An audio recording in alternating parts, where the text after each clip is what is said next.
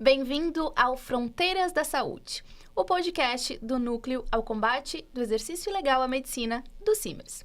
Hoje vamos falar sobre o caminho percorrido de um médico a se tornar especialista.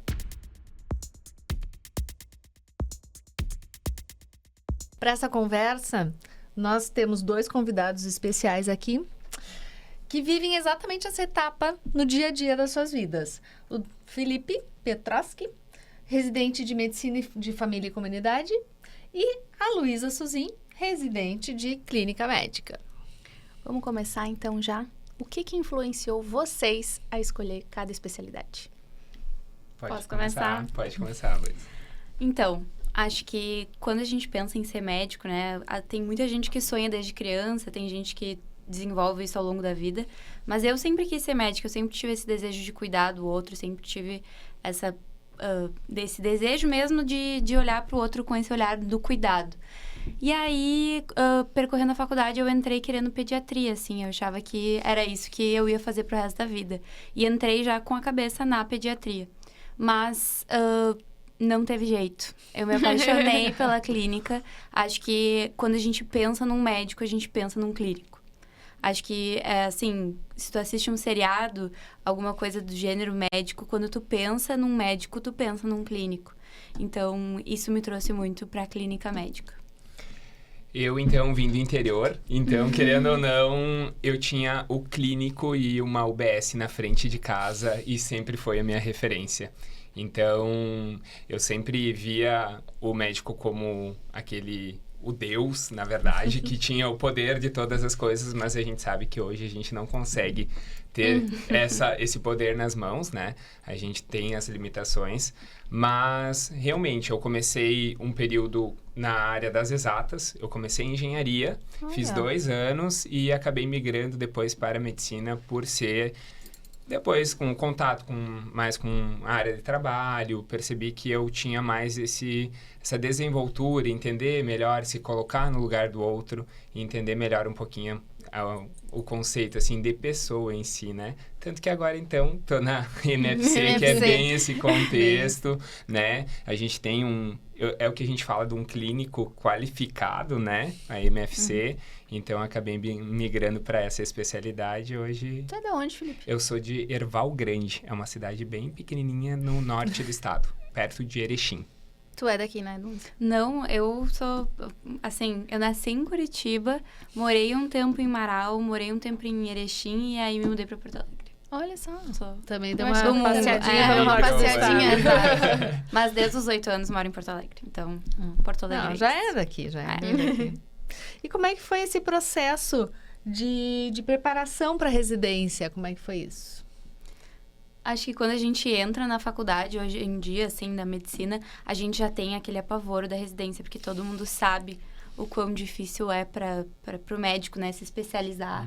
E cada vez mais a gente precisa ser mais especialista. Então, acho que quando a gente entra na faculdade, a gente acha que passou o cursinho, passou aquela fase da entrada e que o difícil passou. O difícil passou, ficou para trás. Nem começou ainda. E aí, a gente acha que as coisas vão ficar mais tranquilas, quando, na verdade, a gente tem muito caminho pela frente, né?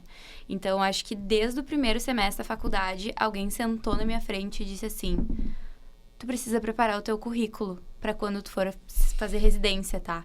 Então, assim, começa agora, no primeiro semestre da faculdade, a fazer um currículo bom, porque aí, quando tu chegar lá na época de estudar, tu não vai precisar te preocupar com o currículo. Então, assim, acho que desde o primeiro semestre da faculdade, a gente vai atrás de coisas extracurriculares. E aí, chega no final da faculdade, ali nos 2 últimos anos, que a gente só passa dentro do hospital, e a gente não quer saber de coisas extracurriculares. Exatamente. E aí, a gente tem que fazer um bom internato, fazer os últimos 2 anos muito bem, mas também temos que estudar para residência. Então, eu fiz cursinho, que é... De novo, a gente volta pro cursinho, né? Aquela coisa que a gente já passou lá atrás, a gente volta a fazer cursinho no final da faculdade para a residência. Parecidos os moldes até, são cursinhos online ou presencial, cada um tem um jeito de fazer. E aí a gente estuda, né? Vai um pouco para o hospital, um pouco para a faculdade e faz mais aquele estudo reforçado em casa para as provas de residência. Então, eu estudei muito, no primeiro ano do internato, né, no 5º ano da faculdade, eu mais assistia aula e tal, e aí no 2º ano do internato a gente aprofunda mais, faz as provas, e aí entra e fica mais imerso nesse mundo das provas, né? Então, acho que foram esses 2 últimos anos, assim, uma preparação muito intensa, mas é ao longo de toda a faculdade que tu tem que construir aquele conhecimento e um currículo, né? Então, para entrar na residência não basta Vale só... muito o currículo, né? Exato. O que eu queria comentar também é que eu conheço a Luísa já no início da faculdade. Então, quando ela comentou pra gente da questão de montar um currículo, a gente começa a ver... eu lembro da época que a gente fez a monitoria juntos, né? Tudo vai contando. Participação em ligas, participação em monitorias, construção de artigos acadêmicos, isso tudo conta para o currículo e que nas pontuações para as provas de residência isso vai acrescentar pontuações mais importantes. E é a cobrança de todo o tempo. Quando você inicia a faculdade já para o 1º, 2º semestre, eu acho que não só os colegas, eu acho que quando você volta para casa... os familiares já perguntam, o que você quer fazer de especialidade? É né? o novo que você vai ser quando crescer, né? Exatamente Sempre tem o isso. depois, né? Sempre se tem essa Exatamente isso. visão. Então, eu acho que desde o início você já é estimulado a pensar naquilo que você quer fazer de especialidade. E eu acho que eu tenho uma dica, que é aproveite bem todo o período da faculdade. E depois você decide aquilo que você quer fazer, Sim, né? sim. Porque senão, realmente, você entra pensando em pediatria, aí você, obviamente, tem que aproveitar todo esse ciclo, tem que aproveitar realmente a cadeira de pediatria, mas tem que ter a cabeça aberta para todas as outras especialidades. Claro. Porque chega num momento em que talvez você vai chegar no finalzinho, batendo aquele, será que é isso mesmo? Será que eu vou talvez para cirurgia? E aí você vê que esses 5, 6 anos ali perto do internato, tu aproveitou todo o tempo de faculdade. Perfeito. E fizeram um cursinho, se especializaram, fizeram um bom currículo. E quais eram as expectativas para a residência? Então, num primeiro momento, eu estava focado para a oftalmologia. Foi a minha primeira opção, né? E a minha segunda opção, não que eu não gostasse da questão da MFC, mas a gente sabe que a MFC hoje é uma válvula de escape, vamos dizer assim, é uma segunda chance, uma segunda oportunidade para quem talvez não passe na primeira opção, em função, geralmente, da questão dos 10% que a gente tem, pontuação, né? Exatamente, da pontuação. Então, como que funciona isso? Você faz 2 anos de MFC, que é uma especialidade médica, né? E depois, quando você prestar novamente a prova para residência, novamente, se você quiser fazer em si uma segunda oportunidade, uma outra residência, você tem 10% a mais de soma em cima da tua nota que tu tiveres em cima da pontuação da prova. Então, para mim, era oftalmologia a minha primeira opção, mas como eu disse, MFC ganhou meu coração, eu sei, na faculdade mesmo, acho que a Lu até deve lembrar da época da faculdade, assim, sempre gostei muito, assim, da comunidade mesmo, esse contato direto, e foi muito bacana, assim, ter conhecido melhor a MFC. E a residência está sendo o que tu imaginava? E a residência está sendo melhor do que eu imaginava. Olha só. E tu, Lu, quais eram as suas expectativas antes de entrar? Assim, eu sou muito apaixonada pela medicina, assim, num geral. Eu gostei de todos os estágios que eu passei. Eu, assim, amo muito o que a gente faz. Eu acho que tudo que envolve a medicina sempre me encantou muito. Mas essa parte da clínica, assim, de ver os pacientes internados, principalmente, que é a parte que eu mais gosto, e poder fazer isso todos os dias, dar um segmento a esse atendimento, pra mim, assim, as minhas expectativas eram muito altas e acho que elas todas estão sendo superadas, assim. Porque eu tô vivendo no dia a dia o que eu realmente imaginava que fosse acontecer. Então, e mais, né? Sendo feliz e, enfim, tendo apoio, suporte de todos os meus colegas, e acho que a gente cresce muito na residência. Acho que é um período muito difícil, porque a gente tem muitas responsabilidades, mas também é um período de muita gratidão e muita gratificação por tudo aquilo que a gente estudou, se preparou e agora está vivendo realmente na prática. E a tua visão da especialidade mudou alguma coisa no momento que entrou na prática de verdade? Sim. Acho que eu tinha uma visão, assim, um pouco fantasiosa, assim, das coisas. Acho que a gente sempre acha que as coisas funcionam e que todos os sistemas funcionam de forma perfeita. E claro que isso não é a realidade, né? A gente sempre espera pelo melhor, mas quando encontra, realmente, às vezes, a gente encontra algumas coisas deficitárias no sistema de saúde que acabam nos prejudicando e prejudicando muito os nossos pacientes. Então, acho que isso impactou um pouco, assim, impacta, né, o cuidado, mas essas são as maiores dificuldades, assim. Eu concordo com a Luísa e como eu trabalho com a MFC, a gente está num contexto de Sistema Único de Saúde. A gente também tem esses detalhes que talvez a gente sabe que tem uma medicação melhor que pode fornecer para um paciente e talvez num contexto assim você não vai conseguir dar a melhor opção porque o paciente ele não vai conseguir comprar. Então, a gente também tem que saber lidar com essas frustrações, de saber que você tem o que oferecer, talvez às vezes melhor para o paciente e talvez por uma questão realmente financeira. E aí entra essa questão de idealizar alguma situação, né? De fantasiar, às vezes estar vendo uma série, vendo House ou Crazy. E não é igual, e não né? é igual. Exatamente. A gente estudou tanto e não chegou Exatamente, que não é igual ao que a gente vê nos seriados, né?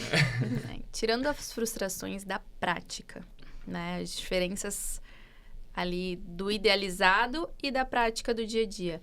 Qual a diferença do ensino na faculdade para o ensino na residência? Qual foi a maior diferença e surpresa que vocês tiveram quanto ao ensino e à aprendizagem?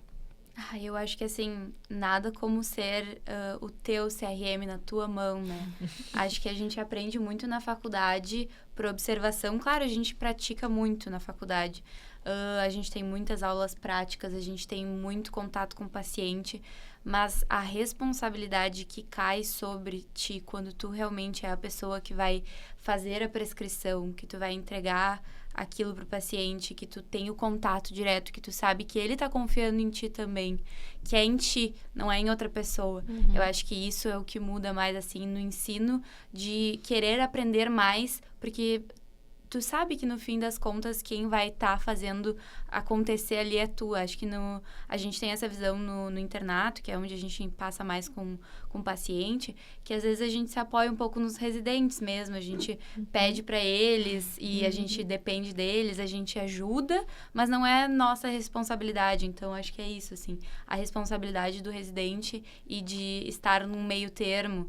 Não que a gente não seja médicos, mas a gente tem uma pessoa acima de nós nos ensinando e nos passando conhecimento daquilo, mas a gente também ainda tem responsabilidades. A gente é médico, então a gente tem que saber o que a gente está fazendo. Então, acho que é por aí. A gente se torna um pouco autodidata também, né? Exato. A gente vai atrás, tem que ir atrás. É necessário ir atrás. É aquele momento que você tem que correr atrás pelo teu paciente. É o que eu entendo, assim, que muitas vezes o teu preceptor, ele pode te dar uma luz, ele vai te orientar, segue tal literatura, tu pode procurar alguma coisa a mais, mas aquele contato direto entre você e o paciente, eu acho que a residência é um crescimento exponencial. Eu acho que é aquela coisa que a gente tem no internato. Geralmente a gente acaba passando no internato 3 meses entre cada grande especialidade, né? Então, por exemplo, na clínica médica, a gente passa 3 meses circulando entre algumas áreas e quando você está na residência, você passa integralmente 2 anos ali, né? Ou a MFC, 2 anos também na integração do posto. Então... Dá uma horizontalidade Isso. pro contato com o paciente, né? Tu acaba atendendo ele várias vezes, vendo pro ele... próprio aprendizado, né? É. Porque se tu teve que aprender alguma coisa para esse paciente ou ficou em alguma dúvida, ele vai voltar e tu vai continuar aquele aprendizado, Exatamente. tanto do conhecimento isso. teórico quanto do prático com ele mesmo. E teve alguma habilidade que teve aquela necessidade de uma urgência de ser aprendida, né? Aquela coisa... Qual foi a coisa mais essencial, assim? Preciso saber isso muito rápido. Isso foi uma urgência, assim. Pra mim tem uma coisa muito, muito, assim... que os meus colegas de residência falaram essa semana, acho que foi a coisa que eles mais notaram. É justamente aprender o que é urgente. A coisa mais urgente foi aprender o que é urgente. Porque na minha residência de clínica, a gente tem que saber muito identificar no paciente aquilo que é mais deixar a perfumaria, que a gente chama de lado. Uma escala de prioridades, assim. Ver qual é a prioridade do teu paciente, enxergar isso e saber priorizar na lista de problema dele qual que é aquele que vai ser o potencial mais grave. Então, acho que é isso que a coisa mais urgente é aprender o que é mais urgente. Entendi. Para mim, eu vejo que o mais urgente, assim, é a questão do tempo que eu tenho com o meu paciente. Que às vezes a gente tem, né, a questão, o paciente ele chega, talvez por ser o posto de saúde, a unidade básica de saúde, a gente entende que às vezes o paciente tem mais tempo para conversar comigo. E às vezes eu não tenho todo esse tempo possível. Então, para mim, no caso, a emergência maior é a questão da agenda do paciente. Então, é o que eu tenho que estabelecer com ele metas de tratamento, metas daquilo que a gente vai organizar para retorno numa segunda consulta, para a gente ver se realmente a gente conseguiu estabelecer, se a gente atingiu aquilo nos nossos objetivos. Então, para mim, nesse momento, a emergência, porque eu tenho um certo retorno um pouco mais tranquilo desse paciente. Não que MFC é mais tranquilo que as outras especialidades, que a gente sabe que a gente tem... O paciente está mais perto, né? O paciente está mais perto. Fisicamente mais perto. Mais acessível e eu acho que até mais estável do que um paciente internado no hospital, né? Para fazer a rotina. Então, eu ainda tenho um certo tempo de procurar na literatura, se caso eu tenha essa emergência. Mas eu acho que, para mim, a demanda do tempo é a mais emergente. E o tempo, a habilidade de finalizar a consulta na MFC... Eu acho que é a maior dificuldade. Até hoje. Eu tô aí, lá, nem vamos dizer há quanto tempo, né? Mas até hoje, a habilidade de finalizar a consulta é a mais difícil. Concordo. também. Talvez em qualquer consultório que tu esteja ali. Na visita do hospital também. Sabe, o paciente quer te contar um pouquinho mais. Ele quer expor um pouquinho mais. Quer um pouquinho mais de carinho sempre, né? E eu, diferente do Felipe, aí tenho mais tempo, porque eu tenho 24 horas no meu dia pra fazer. Então, se ele quiser conversar às 24 horas, às vezes a gente tem que vai estar de plantão 24 horas. A gente tem mais 20 esperando no Exatamente. E quais as principais pressões ou responsabilidades nessa vida de residente de vocês? Acho que o que eu falei, assim, é uma coisa que eu penso muito. A gente tá no intermédio, né? Tanto a gente ainda tem a nossa responsabilidade como médico, porque a gente é médicos, né? A gente já tem o nosso CRM, a gente já tem as nossas responsabilidades. A gente muitas vezes é preceptorado, então a gente tem uma luz, a gente tem, como já foi dito, mas a gente também tem que colocar o nosso CRM em jogo. Então, assim, eu acho que essa é a minha maior pressão, assim, estar no meio de uma situação, assim, de às vezes ter que tomar condutas, às vezes ter que passar na frente, assim, às vezes não dá tempo de discutir com o chefe o que tu vai fazer naquele momento, se ele não tá exatamente do teu lado. Então, acho que é mais isso, assim, de estar no meio.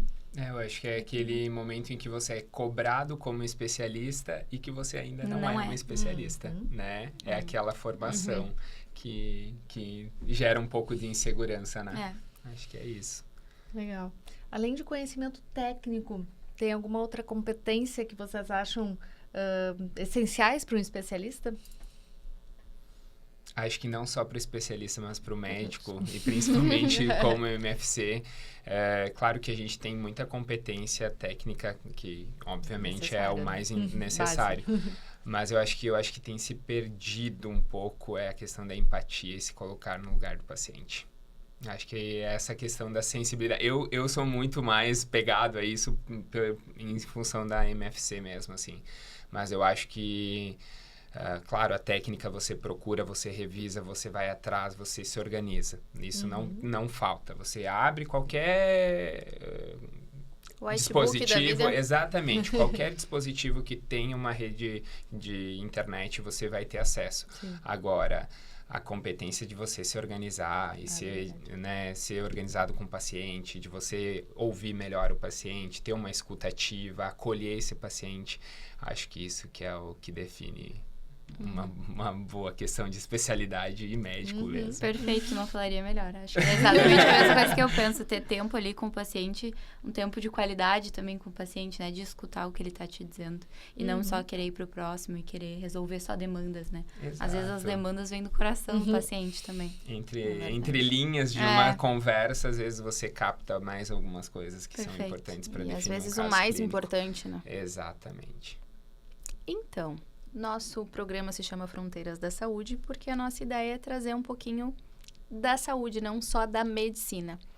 E na multidisciplinariedade? O que vocês têm aprendido com equipes multidisciplinares? Multidisciplinares, tá certo? Isso. Certíssimo. Na residência de vocês e no dia a dia. O que isso tem trazido de bom ou de ruim também? Não, de bom. Vou dizer, eu ali na minha residência, a gente tem 2 vezes por semana, agora uma, mas anteriormente 2 vezes por semana a gente se encontra com toda a equipe multidisciplinar. Então, a fono, a físio, a nutri, o farmacêutico, todo mundo que está envolvido no cuidado do paciente. E a gente senta e discute cada um dos pacientes. Então, a gente faz isso 1 ou 2 vezes por semana. E as demandas nossas, as demandas da físio, as demandas da fono, às vezes a gente não sabe que o paciente está com tal demanda, que a fono, a físio vão nos trazer. Às vezes a farmácia diz, essa posologia aqui é mais fácil para o paciente depois quando ele for de alta. Então, assim, eu tenho aprendido muito com as outras especialidades, muito assim. Principalmente o pessoal da físio nos ajuda muito, questão de mobilidade do paciente, questão até respiratória. Então, eu tenho aprendido muito com eles. Eu tenho bastante contato com os residentes que estão na atenção básica, que é a odonto, a nutrição, né, a físio. Então, a gente acaba tendo um contato direto, né? Na minha unidade, eu tenho um residente de enfermagem e de odonto, que é da APS. Então, eu tenho contato diário com elas, né? Então, desde o acolhimento, desde a discussão de casos, para mim é essencial. Para mim, na minha especialidade, é inerente, assim, a gente acaba tendo toda semana tem as visitas domiciliares e também tem as reuniões em equipes, então é um crescimento muito grande, assim, todo mundo acaba aprendendo uns com os outros, então é bem importante. Tá legal, bem bom. Um momento bem marcante, assim, que influenciou essa visão profissional, vocês podem relatar algum? Pensando. Antes da residência, depois da residência, durante a residência. Durante a residência. Pensando. Ai, foram tantos. Eu tenho várias coisas marcantes, assim, vários momentos com pacientes. Acho que os que mais me marcam são esses, assim. Quando as coisas dão certo e os pacientes vão para casa. Na minha residência, a gente tem um ambulatório de egressos. Então, a gente dá alta e o paciente volta no meu ambulatório. Então, eles ficam marcados na minha agenda e eu vejo eles pós-alta. Então, acho que o momento, assim, tem uma paciente em especial que a gente chegou num limite, assim, que a gente achou que a paciente não fosse sobreviver. E a gente conversou com a família, a gente, enfim, tomou todas as condutas necessárias e a paciente conseguiu, enfim, sair daquela situação e ela voltou no meu ambulatório 1 mês depois, uma nova pessoa. E, assim, aquele momento, assim, de ver o paciente bem, retornando, seguindo a sua vida, fazendo atividades da vida diária que ela nunca mais pensou que fosse fazer, foi um dos momentos mais gratificantes. Em contrapartida, eu vou trazer o outro lado. Para mim, o momento mais marcante, assim, foi quando a gente precisou discutir bastante em equipe sobre cuidados paliativos.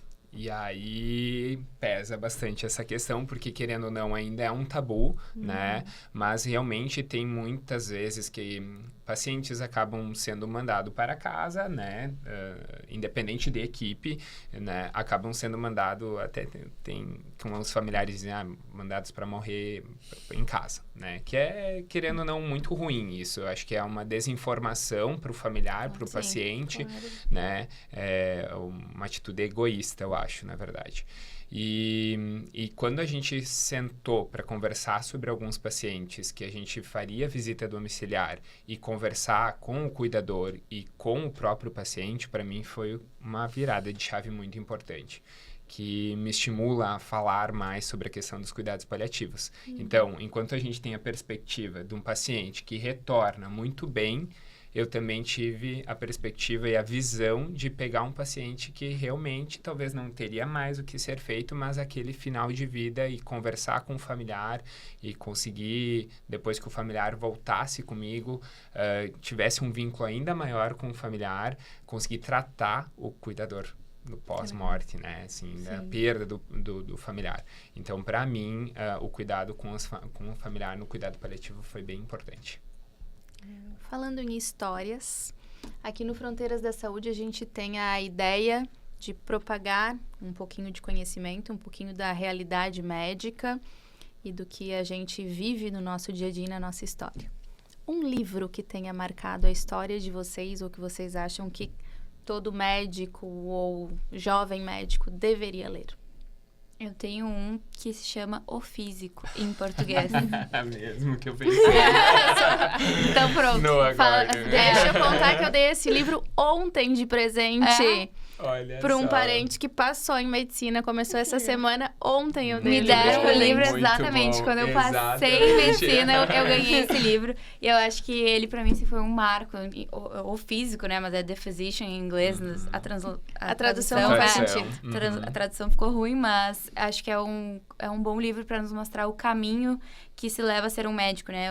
Enfim, o personagem vai atrás de ser médico e tudo que ele tem que passar para ganhar aquele conhecimento numa época que não se tinha muito conhecimento sobre a medicina e tudo que ele tem que ir correr atrás para chegar lá para ser médico. Acho que nos mostra um pouco também sobre esse caminho, já que a gente está falando de caminho para ser um médico. Acho que fala da trajetória toda para ser um médico. Claro, naquela época muito diferente de agora, mas acho que também passa mostra... na Idade Média, né? Isso. Acho que é século IX. Mostra pra gente realmente, assim, como é difícil ser médico. Então, acho que é um bom livro. Eu iria comentar e indicaria Ficamos o mesmo. no mesmo, então, Ficamos por no coincidência. mesmo. Por Não vamos coincidência, ter para mim brigas. foi um livro que marcou realmente. Eu acho que eu estava no segundo semestre da faculdade quando eu li e realmente, assim, marca, né? Porque você tá vivenciando aquilo que ele também, que o Robert naquele momento passou, trilhou, né? Então, é bem interessante. Acho que é uma boa... Obrigatório ler. Se É, por coincidência exatamente. os dois foram no mesmo, é obrigatório para todo mundo, Obrigatório então. mesmo. Bom, nessa cultura aqui de propagar, então, um pouquinho esse hábito de leitura, a gente perguntou, logicamente, para outros convidados, para os convidados anteriores, que houve uma indicação e a gente gostaria de presentear vocês com a indicação. Que legal. A ideia é a gente criar um clubinho de leituras. Muito bom. Obrigado. Ai, muito viu? obrigada. Muito bom. Vamos ver. Esse é o Drama da Criança Bem Dotada, indicação da Laura Metz. A busca do verdadeiro eu. Muito O- bom. a nossa indicação é um pouco longa, né? A nossa indicação é um pouco longa. Ela vai, assim, o início é um pouco... Mais pesadinho. Mas é um pouco mais pesado, mais mas denso, ele vale a assim. pena. Super Então, indico. agradecemos a participação de vocês. Foi uma delícia esse papo. Bom, obrigado Muito por bom, nos muito receberem. obrigada por compartilharem essas experiências. Foi um tempinho aqui que passou muito rápido, né? A gente conseguiu conversar bastante e acho que essa nossa conversa aqui, ela reforça mais ainda a necessidade que a gente tem e a importância da especialidade médica, né? Da especialização dentro da medicina, né? Fazer a residência, a importância que tem isso na nossa formação, tantos anos de estudo, né? Que essa formação realmente ela é bastante estendida, traz uma prática, requer tanta dedicação, né? Requer muita dedicação mesmo. E isso é importantíssimo para gerar essa qualidade e segurança de atendimento, né? Isso eu acho bem importante mesmo. Obrigada. Então, muito obrigada por nos acompanhar até aqui. Fiquem por dentro de todas as novidades do Simers e do Fronteiras da Saúde nas redes sociais do sindicato.